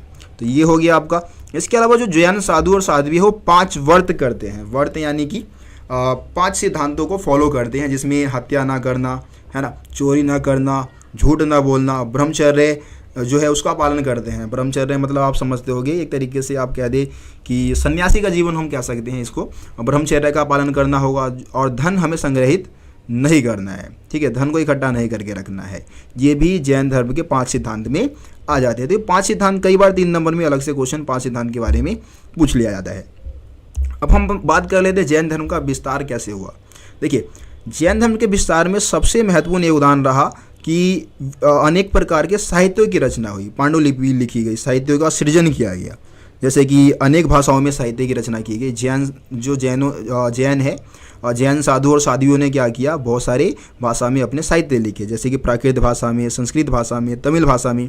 और इन सभी साहित्यिक ग्रंथों को कहाँ पे रख दिया, मंदिर के आसपास जो पांडुलिपि होते थे, और मतलब जो पांडुलिपि है उसको मंदिर के आसपास जो पुस्तकालय होता था, यानी कि मंदिरों में जो लाइब्रेरी होता था ना, उसमें इसको क्या किया, इन सभी पुस्तकों को सुरक्षित रख दिया। अब इससे क्या हुआ, बौद्ध धर्म का विस्तार हुआ, यानी कि लोगों ने इन पुस्तकों को पढ़ा, बौद्ध धर्म के बारे में जाना और बौद्ध धर्म को अपना लिया। एक पॉइंट तो आप ये बस बता सकते हो। दूसरा पॉइंट आप बता सकते हो राजाओं की सहायता। ये इंक सही से चल नहीं रहा है इसका। ठीक है, राजाओं की सहायता में हम क्या बताएंगे, यानी कि बहुत सारे राजाओं ने भी क्या किया, जैन धर्म को अपनाया और इसको फैलाने में भी योगदान दिया। जैसे कि हम यहाँ पे चंद्रगुप्त मौर्य की बात करते हैं। देखिए, चंद्रगुप्त मौर्य का आप अगर इतिहास पढ़ेंगे ना तो आप जानेंगे कि चंद्रगुप्त मौर्य खुद जैन धर्म को फॉलो करते थे। ठीक है, जो जैन धर्म को उन्होंने अपना लिया था। तो जब राजा किसी धर्म को अपनाता है ना, तो बहुत सारे प्रजाजन भी क्या होते हैं, उससे प्रभावित होते हैं और वो भी उस धर्म की ओर आकर्षित होते हैं। तो राजाओं ने क्या किया, जैन धर्म को अपनाया और उसे लोगों ने भी जैन धर्म को अपना लिया। तो इससे भी जैन धर्म का विस्तार हुआ, जैन धर्म और तेज़ी से फैला। तो ये सारे पॉइंट आप जैन धर्म के विस्तार में बता सकते हैं। ठीक है, आपको अगर किसी भी पॉइंट में दिक्कत है, किसी भी टॉपिक में दिक्कत है, आप मेरे को कमेंट में बता सकते हैं। मैं कोशिश करूँगा कि जब इंपॉर्टेंट क्वेश्चन की वीडियो बनाऊँ तो वहाँ पे उस क्वेश्चन को ऐड कर दूँ जो आपको समझ में नहीं आया है। ठीक है, बाकी यार नोट्स को आप पढ़ सकते हैं। नोट्स में हर एक टॉपिक को बहुत ही अच्छे से कवर किया गया है, उसमें हर एक पॉइंट्स को अच्छे से लिखा गया है। आप देखेंगे कि नोट्स में हर एक टॉपिक को मैंने क्वेश्चन फॉर्म में ऐड किया है। तो वहाँ पे आपको एक तो क्वेश्चन का भी नॉलेज मिल जाएगा और आंसर आपको, हर एक आंसर आपको या तो हेडिंग के थ्रू समझा रखा है या फिर पॉइंट्स के थ्रू समझा रखा है। तो आप नोट्स भी पढ़ेंगे तो ज़्यादा फायदे में रहेंगे। इसके अलावा यार आप नोट्स खुद भी बना सकते हैं। नोट्स बनाना कोई ज़्यादा बड़ी बात नहीं है। मैं जब खुद 12th क्लास में था तो खुद NCERT बुक को पढ़ता था और उस समय तो मेरे समय में भाई यूट्यूब का भी क्रेज, मेरे घर में फ़ोन भी नहीं था कि मैं यूट्यूब से पढ़ सकूँ। अब तो तुम्हारे पास यूट्यूब पे इतने सारे टीचर्स हैं जो कि आपको पढ़ाते हैं, अच्छी वीडियोस बनाते हैं आप लोगों के लिए, है ना। और हमारे समय में ऐसा कुछ नहीं था, ना तो कोई कोचिंग सेंटर, ना यूट्यूब पे कोई ऐसा हमारे पास साधन था जिससे कि हम यूट्यूब के थ्रू पढ़ सके। लेकिन आप लोगों के पास इतने सारे साधन है तो इसका आप सही से यूज करेंगे ना, तो आप ज़रूर अच्छा स्कोर कर पाएंगे। ठीक है, तो ये सारी चीज़ें आप करें, ज़रूर करें, आपको ज़रूर फ़ायदा मिलेगा इसका। बाकी यार आप लोगों से मुलाकात होगी अब अगले वीडियो में। अगले वीडियो में कोशिश करूँगा कि यार एनिमेशन के थ्रू ही बनाऊँ। ठीक है, एनिमेशन के माध्यम से आपको सारे टॉपिक में समझा दूंगा। तो मिलते हैं आप लोगों से फिर अगली वीडियो में, तब तक के लिए जय हिंद, जय भारत। नमस्कार दोस्तों, स्वागत है आप सभी का रोशन सर स्टडी पॉइंट पे। और आज की इस वीडियो में हम समझने वाले हैं 12th क्लास हिस्ट्री का चैप्टर नंबर 4, जिसका नाम है विचारक, विश्वास और इमारतें। तो दोस्तों इस चैप्टर के ऊपर मैं आप लोगों को पहले ही 3 वीडियो प्रोवाइड करा चुका हूँ। ये चौथी वीडियो है और आज की इस वीडियो में हम समझने वाले हैं सबसे पहले अमरावती और सांची की स्तूप की नियति यानी कि भाग्य, किस्मत। किस तरीके से अमरावती का जो स्तूप है उसकी किस्मत खराब थी और वो नष्ट हो गई थी, है ना। और दूसरी तरफ हम सांची के स्तूप की बात करेंगे कि उसकी किस्मत किस तरीके से अच्छी थी जिसके कारण आज भी वो सुरक्षित है। उसके बाद हम बात करेंगे स्तूप की मूर्ति कला की विशेषता। आपको पता होगा कि भाई स्तूप के आसपास बहुत सारी मूर्तियां बनाई गई थी और उन मूर्तियों की क्या विशेषताएं हैं उनको हम समझने वाले हैं। और तीसरे टॉपिक में आज की इस वीडियो में हम समझने वाले हैं कि भाई जो हीनयान परंपरा है और महायान परंपरा है उन दोनों में क्या अंतर है। ठीक है, बौद्ध धर्म 2 भागों में आगे चल के बढ़ गया था, एक महायान परंपरा और दूसरी हीनयान परंपरा। इन दोनों में मुख्य अंतर क्या है उसको भी हम आज की इस वीडियो में समझने वाले हैं। तो वीडियो को एंड तक देखना है और चैनल को अभी तक आप लोगों ने अगर सब्सक्राइब नहीं किया है तो सब्सक्राइब करके बेल आइकन को प्रेस कर दिया ताकि मेरे चैनल पे आने वाली सभी वीडियो का नोटिफिकेशन सबसे पहले आप तक पहुंचे। तो दोस्तों सबसे पहले हम समझते हैं कि जो अमरावती की जो स्तूप है उसकी खोज किस तरीके से हुई थी। देखिए, अमरावती स्तूप की खोज 1796 में मानी जाती है। 1796 में इस स्तूप की खोज हुई थी, जब एकदम से क्या हुआ, एक स्थानीय राजा को मंदिर बनवाना था। तो मंदिर बनवाते समय उसने अमरावती के स्तूप के अवशेष देखे थे। अब उसको लगा कि भाई इसके नीचे हो सकता है कि इस अवशेष के नीचे या इस पहाड़ी इलाके के नीचे कोई खजाना छुपा होगा। ठीक है, तो उसने क्या किया, वहाँ पे खुदाई करवाना शुरू कर दिया, खनन कार्य करवाना शुरू कर दिया। अब खनन के दौरान क्या हुआ कि भाई उसको कुछ तो प्राप्त हुआ नहीं, लेकिन जो अवशेष के दौरान जो मतलब खुदाई के दौरान जो ईंटें अमरावती के स्तूप के अवशेष से मिले थे, उन ईंटों का प्रयोग उसने मंदिर निर्माण में करवा लिया। अब उसके कुछ वर्ष बाद क्या होता है कि यहाँ से कॉलिन मैकेंजी नाम का एक अंग्रेज अधिकारी गुजरता है। कॉलिन मैकेंजी के बारे में वैसे हम 7वें चैप्टर में पढ़ेंगे। तो कॉलिन मैकेंजी ने क्या किया, यहाँ मतलब इस संरचना को देखा, अमरावती के स्तूप को देखा और उसके बहुत सारे चित्र भी बनाए, उसने चित्रांकन किए। लेकिन उनका जो रिपोर्ट था वो ना कभी छप नहीं पाया। मतलब उस चित्र में उन्होंने क्या किया था, अमरावती के स्तूप के बारे में सारा कुछ चित्र बनाया था। तो जाहिर सी बात है कि अगर वो उनका ये रिपोर्ट प्रकाशित हो जाता तो लोगों को अमरावती के स्तूप के बारे में जानकारी प्राप्त हो जाती। लेकिन उनका जो ये रिपोर्ट था वो कभी प्रकाशित ही नहीं हो पाया, कभी पब्लिश नहीं हो पाया। उसके बाद 1854 की हम बात करते हैं तो 1854 में क्या होता है, गुंटूर आंध्र प्रदेश का एक कमिश्नर है, वो आंध्र प्रदेश का कमिश्नर क्या करता है, अमरावती की यात्रा पे जाता है। ठीक है, और यात्रा के दौरान वो बहुत सारी मूर्तियों को लेता है, बहुत सारी मतलब जो ईंट है या मूर्तियाँ हैं, विशेषकर मूर्तियों की हम यहाँ पे बात करें तो मूर्तियों को मद्रास ले गया। और इस कमिश्नर ने क्या किया, जो पश्चिमी तोरण द्वार था, अमरावती का जो पश्चिमी तोरण द्वार था उसकी भी खोज कर ली और इस निष्कर्ष पे पहुंचा कि भाई अमरावती का जो स्तूप था वो बौद्ध धर्म का सबसे भव्य और सबसे शानदार स्तूपों में से एक था, है ना। अब 1850 के दशक की बात करें ना तो 1850 के दशक में अमरावती के स्तूप के अवशेषों की लूट सी मच गई थी। अलग अलग जगह पे इसको भेज दिया गया, जैसे कि कलकत्ता में भेजा गया है, जो कलकत्ता में आपका एशियोटिक सोसाइटी ऑफ बंगाल है वहाँ भेजा गया, मद्रास में जो इंडिया ऑफिस है वहाँ भी भेज दिया गया। इसके अलावा कई अवशेषों को, कई तोरण द्वारों को हम ब्रिटिश अधिकारियों के बागानों में देखते थे, मतलब लंदन तक पहुंच गए थे वो। और ब्रिटिश अधिकारियों ने अपने बागान का शोभा बढ़ाने के लिए तोरण द्वारों का इस्तेमाल करना शुरू कर दिया था। और इससे अब समझ में आता है कि भाई कितने ज़्यादा मात्रा में अवशेषों को एक जगह से दूसरी जगह पे अमरावती के अवशेषों को लेके जाया जा रहा था। मतलब कोई भी व्यक्ति अमरावती जाता ना तो कुछ ना कुछ जरूर वहाँ से उस स्तूप के अवशेषों में से उठा के लेकर आता। अगर मान लो कि किसी व्यक्ति ने विरोध कर दिया तो विरोध कहने पर पता है क्या जवाब होता था लेके जाने वाले जो व्यक्ति है उसका, कि भाई मेरे से पहले आने वाले लोगों ने भी तो यही किया है, मेरे से पहले आने वाले लोगों ने भी क्या किया, यहाँ से बहुत सारे अवशेषों को लेके गए, तो आप मेरा विरोध ही क्यों कर रहे हो, पहले के लोगों को आपको विरोध करना चाहिए था। ये जवाब मिलता था। अब यहाँ पे हम पुरातात्विक एच.एच. कोल की बात कर लेते हैं। पुरातात्विक एच.एच. कोल को ये सब चीज़ें बिल्कुल आत्मघाती लगता था। उनको लगता था कि भाई हमारे देश की जो भी कलाकृति है उसको सुरक्षा प्रदान किया जाए, उसको सुरक्षित उसी जगह पे रहने दिया जाए, उसको संग्रहालय में या फिर किसी को गिफ्ट के रूप में नहीं देना चाहिए। हमें मेन कलाकृति को खोज वाले जगह पे रहने देना चाहिए और उसकी जो प्लास्टर प्रतिकृति है, ठीक है, यानी कि नकली प्रतिकृति है, वो हमें किसी को भी दान मतलब एक तरीके से गिफ्ट में दे दो या फिर संग्रहालय में रखवा दो, लेकिन मेन कलाकृति को हमें खोज वाले जगह पे ही रहने देना चाहिए। ये बात पुरातात्विक एच.एच. कोल ने कही थी। तो यहाँ पे ये सारे ऐसे कारण थे जिससे कि क्या हो गया, अमरावती का जो स्तूप था वो नष्ट हो गया, वो बचा नहीं रहा, है ना। पुरातात्विक एच.एच. कोल की जो विचार थी उसको अमरावती के स्तूप के लिए माना भी नहीं गया, तो इस कारणवश अमरावती का जो स्तूप था वो धीरे धीरे नष्ट हो गया। दूसरी तरफ हम सांची के स्तूप की बात करते हैं, तो सांची का स्तूप क्यों बचा रह गया। देखिए, सांची के स्तूप के बचे रहने के पीछे का सबसे मेन कारण था भोपाल की बेगमों द्वारा लिए गए अच्छे निर्णय। उन्होंने बहुत सारे अच्छे निर्णय लिए, जैसे कि धन का अनुदान दिया, संग्रहालय बनवाया, अतिथिशाला बनवाया, ये सब चीज़ें हमने पहले वाली वीडियो में समझ चुके हैं। तो उनके द्वारा दिए गए अच्छे योगदान के कारण ही सांची का स्तूप बचा रह गया। दूसरी तरफ हम अगर खोज की अगर डेट की बात करें तो अमरावती के स्तूप की खोज जो है 1796 में हुई थी, और यहाँ पे सांची के स्तूप की अगर हम खोज की बात करें तो 1818 में की गई थी। अब 1796 तक लोगों को ना स्तूप के महत्व का पता नहीं था, लेकिन 1818 में जब सांची की स्तूप की खोज हुई थी तो इस स्तूप के महत्व के बारे में लोगों को पता चल गया था। इसके अलावा जो पुरातात्विक एच.एच. कोल है उनके विचार को अमरावती के स्तूप के लिए नहीं माना गया था, लेकिन इनके विचार को सांची के स्तूप के लिए मान लिया गया, यानी कि सांची के स्तूप को जहाँ पे खोजा गया है ना उसके अवशेषों को वहीं पे रहने दिया गया, और इस कारण सांची का स्तूप बचा रह गया।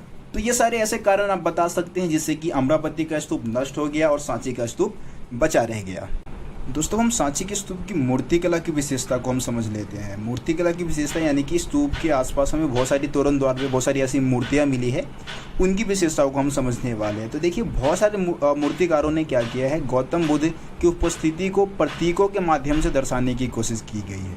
मतलब उन्होंने प्रतीकों के माध्यम से उनकी उपस्थिति को दर्शाया है। जैसे कि यहाँ पे हम रिक्त स्थान की ही बात कर लेते हैं, ठीक है। बहुत सारे चित्रों पे रिक्त स्थान का चित्र मतलब बना हुआ दिखाया गया है, और रिक्त स्थान को गौतम बुद्ध के द्वारा जो ध्यान लगाया गया था उसका प्रतीक माना जाता है, मतलब बुद्ध के ध्यान के दशा का प्रतीक माना जाता है रिक्त स्थान को। इसके अलावा हम स्तूप की बात करें तो स्तूप को महापरिनिब्बान यानी कि मोक्ष का प्रतीक माना जाता है। महापरिनिब्बान जिसको हम बोलते हैं उसका प्रतीक माना जाता है। तीसरे पॉइंट में हम बता सकते हैं चक्र के बारे में। चक्र इस बात को दर्शाता है जो गौतम बुद्ध ने सारनाथ में पहला उपदेश दिया था, है ना। तो गौतम बुद्ध के द्वारा सारनाथ में दिए गए पहले उपदेश का प्रतीक चक्र को माना जाता है।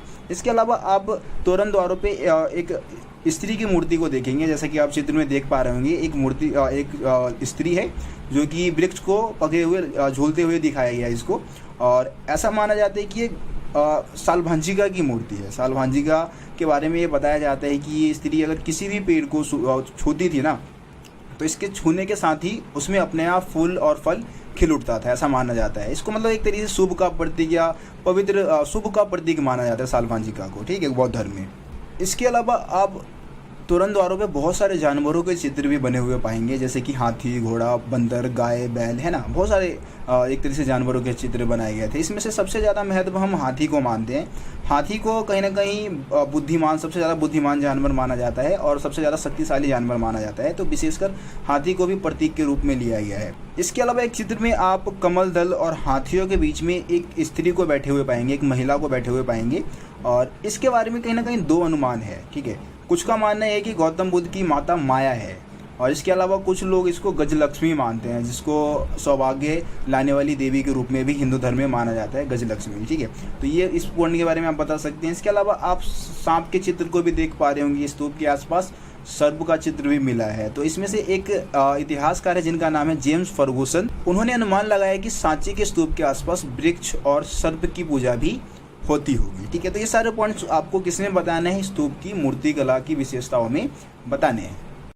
दोस्तों, हम बौद्ध धर्म के विभाजन की बात कर लेते हैं। बौद्ध धर्म जो है वो दो भागों में विभाजित हो जाता है आगे चल के, जिसको एक को हम बोलते हैं महायान परंपरा और दूसरा है हीनयान परंपरा। देखिए, महायान परंपरा जो है वो बौद्ध धर्म की नई विचारधारा है और हीनयान परंपरा जो है वो बौद्ध धर्म की पुरानी विचारधारा है। अब महायान वाले अपने आप को बोलते हैं कि भाई गौतम बुद्ध जो है एक भगवान है। ठीक है, दूसरी तरफ हीनयान परंपरा में ऐसा माना जाता है कि गौतम बुद्ध एक इंसान थे और वास्तव में गौतम बुद्ध इंसान ही थे, है ना। दूसरी तरफ हम महायान परंपरा की बात करें तो महायान परंपरा के लोग क्या करते हैं? गौतम बुद्ध की पूजा मूर्ति रूप में करते हैं, है ना, भगवान मानते हो। दूसरी तरफ हम हीनयान की बात करें तो भाई हीनयान वाले जो है वो भगवान नहीं मानते हैं, गौतम बुद्ध के उपदेशों को बस फॉलो करते हैं और इस तरीके से बौद्ध धर्म को मानते हैं। देखिए, ये जो विभाजन हुआ था वो महायान वालों ने ही किया था। महायान वाले जो मतलब मूर्ति रूप में जो पूजा करते थे, अपने आप को महायान बता दिया, और दूसरी तरफ जो गौतम बुद्ध को इंसान मानते थे उन लोगों को महायान परंपरा वाले लोगों ने क्या बोल दिया? हीनयान बोला था। ठीक है, तो ये दो बौद्ध धर्म में विचारधाराएं हैं। अब देखिए, इस चैप्टर के ऊपर एक और वीडियो आपको प्रोवाइड कराया जाएगा जिसमें हम हिंदू धर्म के बारे में बात करेंगे। हिंदू धर्म का उदय भारत में किस तरीके से हुआ था। बाकी यार, आपको किसी भी टॉपिक में दिक्कत है तो आप मेरे को कमेंट में बता सकते हैं, और कोई इसके अलावा पॉलिटिकल साइंस या दूसरे सब्जेक्ट में आपको दिक्कत है तो उसके बारे में भी आप मेरे को कमेंट में बता सकते हैं। आपकी हर एक समस्या का समाधान जरूर करने की कोशिश करूँगा। ठीक है, तो फिर मिलते हैं आप लोगों से अगली वीडियो में। तब तक के लिए जय हिंद, जय भारत। नमस्कार दोस्तों, स्वागत है आप सभी का रोशन सर स्टडी पॉइंट पे। और आज की इस वीडियो में हम समझने वाले 12th क्लास हिस्ट्री का चैप्टर नंबर 4, जिसका नाम है विचार, विश्वास और इमारतें। सो दोस्तों, इस चैप्टर के ऊपर मैं आप लोगों को पहले ही 4 वीडियो प्रोवाइड करा चुका हूँ। ये 5वीं वीडियो है और आज की इस वीडियो में हम सबसे पहले बात करने वाले हिंदू धर्म के बारे में। हिंदू धर्म का इतिहास आज की इस वीडियो में हम समझने वाले हैं, और जैन धर्म और बौद्ध धर्म का इतिहास हम पहले ही समझ चुके हैं। जो स्टूडेंट मेरे चैनल पे पहली बार आए हैं, चैनल को सब्सक्राइब जरूर कर ले और बेल आइकन को प्रेस कर दे ताकि मेरे चैनल पे आने वाली सभी वीडियो का नोटिफिकेशन सबसे पहले आप तक पहुंचे। सो दोस्तों, हम हिंदू धर्म के इतिहास की बात कर लेते हैं। देखिए, 6वीं शताब्दी ईसा पूर्व के आसपास ही क्या होता है, हिंदू धर्म का भी उदय भारत में देखने को मिलता है। और हिंदू धर्म का जो उदय है वो 2 विचारधाराओं के साथ हुआ। एक तरफ वैष्णववाद और दूसरी तरफ शैववाद। देखिए, वैष्णववाद में क्या होता है कि हम विष्णु देव की आराधना करते हैं और शैववाद में हम शिव की आराधना करते हैं। सबसे पहले हम वैष्णववाद की ही बात कर लेते हैं। देखिए, वैष्णववाद में कुल मिला के विष्णु के 10 अवतार का वर्णन किया जाता है। ऐसा माना जाता है कि इस दुनिया में जब पापियों का पाप बढ़ जाता है, पापियों का पाप बहुत ज़्यादा बढ़ जाएगा ना, तब विष्णुदेव क्या करेंगे? अलग अलग अवतार में आएंगे और पापियों का सर्वनाश करेंगे। और ऐसे 10 अवतार का वर्णन मिलता है। 10 अवतार में अगर हम बात करें तो सबसे पहले मत्स्य अवतार है। मत्स्य अवतार यानी कि मछली का अवतार। दूसरा है कुर्म अवतार, कुर्म यानी कि कछुए का अवतार। इसके अलावा तीसरा है वराह, वराह यानी कि सूअर का अवतार। इसके अलावा चौथा है नरसिंह अवतार, यानी कि आधा मनुष्य और आधा शेर। ठीक है, इसके अलावा वामन, वामन यानी कि एक बौना व्यक्ति। इसके अलावा अगला है परशुराम का अवतार, और उसके बाद श्री राम, राम के बाद कृष्ण, कृष्ण के बाद बुद्ध, और बुद्ध के बाद कल्कि। एक कल्कि जो है वो कलयुग में इनका अवतार होने वाला है। कुल मिला के 9 अवतार हो चुका है और 10वां अवतार कल्कि अवतार रहने वाला है। और ऐसा माना जाता है कि जब इस कलयुग में पाप, हर जगह पाप का ही स्थान होगा, मतलब पापियों का पाप बहुत ज़्यादा बढ़ जाएगा ना, तब भगवान विष्णु कल्कि के अवतार में आएंगे और पापियों का सर्वनाश कर देंगे। ठीक है, तो ऐसा ये हमारे हिंदू धर्म के ग्रंथों में लिखा गया है। ये मैं अपनी तरफ से नहीं कह रहा हूँ, हमारे हिंदू धर्म के ग्रंथों में ऐसा बताया गया है।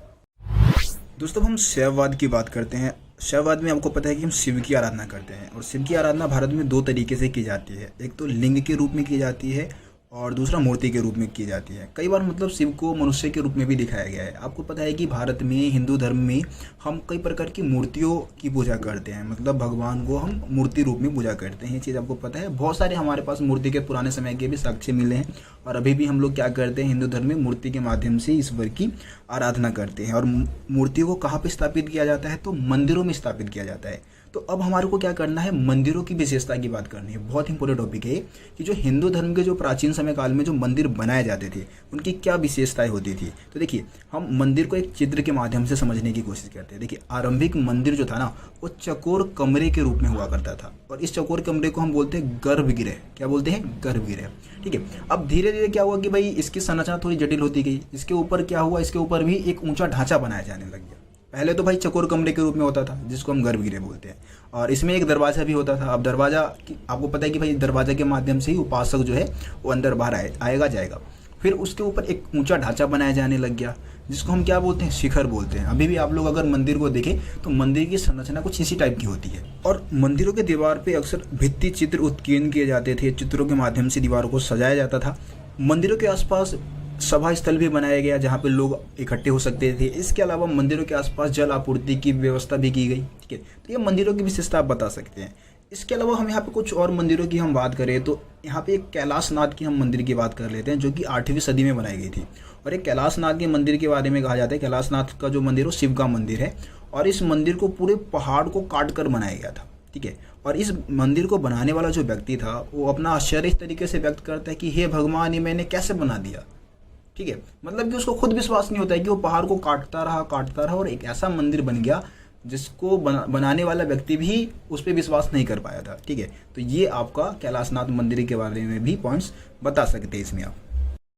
दोस्तों, हम बात करते हैं अनजाने को समझने की कोशिश। ये आपका एनसीईआरटी का आखिरी टॉपिक है। ठीक है, इसमें हम बात करने वाले हैं भारतीय मूर्तिकला की। देखिए, 19वीं सदी में यूरोप के बहुत सारे विद्वान भारत आते हैं और भारत की मूर्तिकला को देखते हैं। मूर्तियों में उन्होंने देखा कि बहुत सारी मूर्तियों में उन्होंने देखा कि कई देवी देवताओं के बहुत सारे सर है ना, किसी के बहुत सारे हाथ है। इसके अलावा कुछ देवी देवता जानवरों की सवारी कर रहे हैं, जैसे कि हम गणेश की बात कर लेते हैं तो चूहे की सवारी करते हैं, वो आपको पता है। तो उन्होंने देख के कहीं ना कहीं घृणा सा उनको हुआ और मतलब अच्छी किस्म की मूर्तिकला नहीं माने वो इसको, और सही से इसके महत्व को समझ भी नहीं पाए। लेकिन उन्होंने क्या किया, भारतीय मूर्तिकला को समझने का एक तरीका निकाला। उन्होंने इसकी तुलना यूनान की मूर्तिकला से कर दी। अब यूनान की मूर्तिकला से क्यों कर दिया भाई? देखो, यूनान की जो मूर्तिकला है वो कहीं ना कहीं भारतीय मूर्तिकला से मिलती जुलती है, और इन्होंने गौतम बुद्ध के भी शानदार विशालकाय मूर्तियों को भी देखा।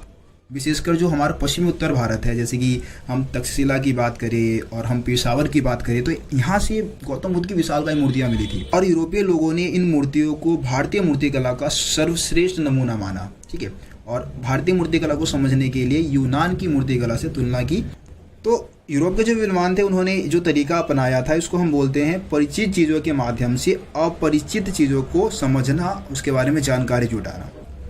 ये सारी चीज़ें जो थी वो आपको आखिरी टॉपिक में बताना था। देखिए, आपका जो चैप्टर है वो ख़त्म हो चुका है, इसमें कोई और ख़ास जानकारी नहीं दी गई। 5 पार्ट में मैंने आप लोगों को पूरा चैप्टर कंप्लीट करवाया है। देखिए, विचारक, विश्वास और इमारतें चैप्टर का नाम था। हमने विचारकों की बात कर ली, जैसे कि महावीर जैन, गौतम बुद्ध जैसे विचारकों की हमने बात कर ली। विश्वास यानी कि जिस धर्म में हम विश्वास करते हैं, जैसे कि हमने जैन धर्म, बौद्ध धर्म, हिंदू धर्म का इतिहास हमने समझा इस चैप्टर में। इसके अलावा हमने बात की इमारतों की, तो इमारतों में हमने बात किया था स्तूप के बारे में, है ना, स्तूप का पूरा इतिहास हमने समझा। हमने मंदिरों के बारे में भी जाना। तो दोस्तों, ये जो 3 शब्द है ना, उसी 3 शब्दों पे हमारा ये पूरा चैप्टर आधारित था, और मैं उम्मीद करता हूँ कि आप लोगों को पूरा चैप्टर बहुत ही आसानी से समझ में आ गया होगा। कोई भी डाउट हो आप बेझिझक मेरे को कमेंट में बता सकते हैं। आप मेरे को इंस्टाग्राम पे फॉलो कर सकते हैं, वहाँ पे आप मेरे को मैसेज करके बता सकते हैं कि भैया ये दिक्कत है, आप हमारे समस्या का समाधान करें। नोट्स, यार बहुत सारे बच्चे अभी भी नोट्स के लिए कमेंट करते हैं। नोट्स के ऊपर मैंने पहले ही वीडियो बनाई थी और आप लोगों को पूरी फर्स्ट बुक, हिस्ट्री के फर्स्ट बुक का नोट्स मैंने आप लोगों को प्रोवाइड करा दिया है। बाकी बहुत ही जल्द मैं पॉलिटिकल साइंस के भी नोट्स लेकर आने वाला हूँ आप लोगों के लिए। तो नोट्स की यार दिक्कत लेने की जरूरत नहीं है, थोड़ा टाइम लगता है इसको लिखने में, तो जैसे ही तैयार होगा ना वैसे ही मैं आप लोगों को नोट्स भी प्रोवाइड करा दूंगा। बाकी बात करें एमसीक्यू क्वेश्चन की, तो यार एमसीक्यू क्वेश्चन की वीडियो मैं पहले ही बना चुका हूँ। लगभग 7 चैप्टर तक, हिस्ट्री के 7 चैप्टर तक के एमसीक्यू मैं बना चुका हूँ। लिंक आपको डिस्क्रिप्शन में मिलेगा। डिस्क्रिप्शन बॉक्स के यार आप लोग ना एक बार चेक कर लीजिए, क्योंकि वहाँ पे आपको सारे लिंक मिल जाते हैं, और लिंक पे क्लिक करके आप सारी वीडियोस को लाइन से देख भी पाएंगे। सो दोस्तों, आज की इस वीडियो में इतना ही। मिलते हैं आप लोगों से अगली वीडियो में, तब तक के लिए जय हिंद, जय भारत, अपना ख्याल रखिए।